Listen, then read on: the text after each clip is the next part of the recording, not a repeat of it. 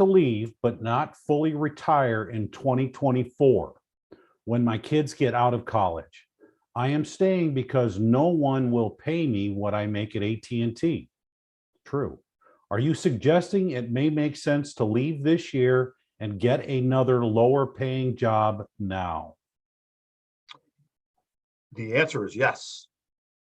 Specifically, what I'm referring to is just the notion that it may make sense for you to change direction. Okay. Many of us, or certainly if you're like me, I like to do the same thing and I take the same route to work and I typically have my coffee the same way and I have a routine. Most of us have a routine and many of us are set in our ways to the extent where we said, what I referred to earlier as an anchoring event, that we're not leaving the payroll until the house is paid off when we're 65, okay? Or until my youngest is out of college, which happens in 2 years. Those may be fine ideas. And all I'm simply saying when we talk about trying to maximize the pool of capitals that you have is it's possible that you have to change direction, which is why I said leaving the payroll may make some sense as opposed to technically retiring. Those are not the same thing.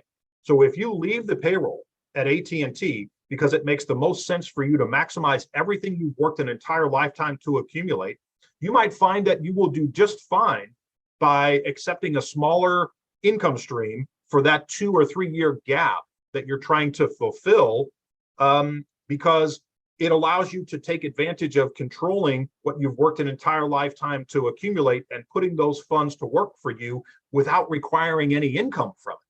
That's one of the big reasons, right? Oh, by the way, let's make sure we're clear. As I mentioned a few minutes ago, we have no control over being able to stay as long as you wish. So it's all fine and good to think in terms of, I want to stay until I'm 62 or 65, or when the youngest kid is out of college, or when the house is paid for. But AT&T may have different plans for you, and that ruins our plan.